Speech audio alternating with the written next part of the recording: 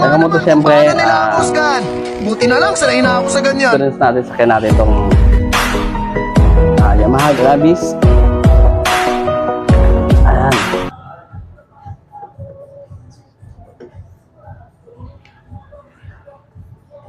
Ayan kamoto, ang pinaka-sitting position niya kung sakaling, ayan, kung sakaling bibili kayo, ayan kamoto. Ayan, medyo relax. Ayan. Ito naman sa pinaka-ano, okay naman dahil malapad talaga yung pinaka-upuan niya. Ayan. So, tama-tama. Kahit tatluhan, pwede kayo dito eh. Ayan o. Diba?